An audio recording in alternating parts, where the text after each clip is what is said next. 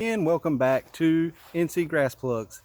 Today we are going to plug a spot with some compadre zoysia and show you how easy it is and let you know that if you have spots like this, this is an option for you.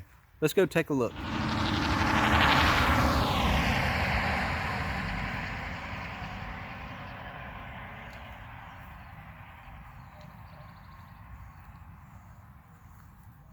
Hey, if you have ever had a tree removed from your yard or a bush or something and you're left with a spot like what's behind me, we can put grass plugs in there and let it fill out on its own. You don't have to worry about sod, you don't have to worry about digging. Now what we did first was we took our measuring wheel and we measured it off, and we took the square footage of the area that we need to plug and determined that using one plug per square foot, we need roughly 120 plugs, somewhere in that range. What we have here are 3 trays of plugs.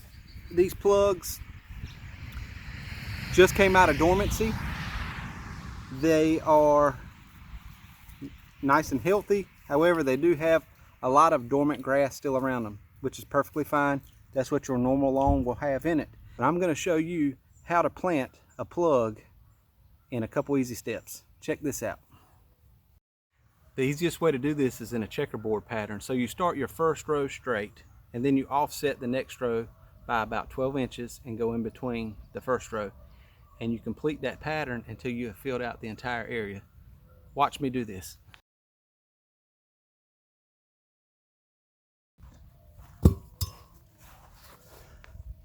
That's a little less than half the area we're going to do. We'll go ahead and set some.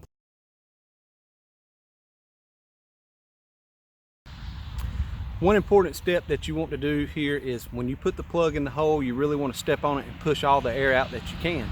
Sometimes, depending on how hard your soil is, you may want to water first. I chose not to because this is very sandy.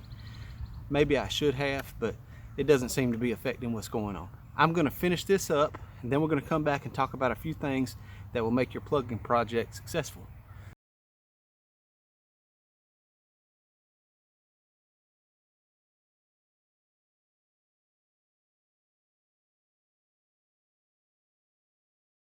So as you can see, it took literally about 10 minutes to get the plug holes made, to get the plugs put in the holes. 10-15 minutes is all it takes.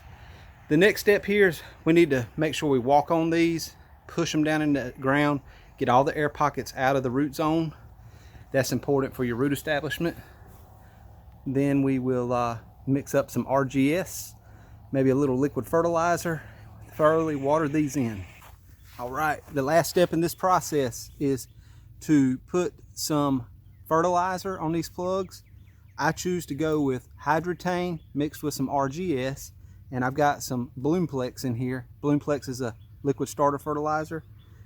We do carry these quarts in RGS, and I believe we can get you some Hydretain on the website. So water these in really good. I mixed this up for the amount of this area here, so I'm gonna spray this entire bottle. I'm just gonna flood it out.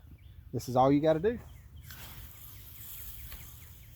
I don't know if you can see it, but the entire area we plugged is actually in a slight depression where the soil has settled.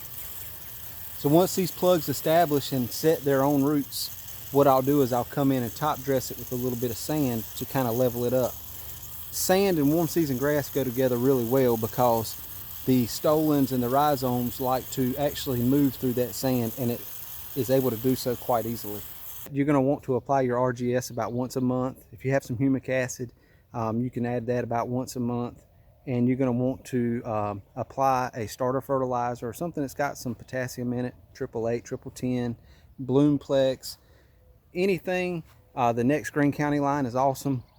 You're going to want to apply this maybe every couple of weeks with plenty of water. And we are done watering in our plugs.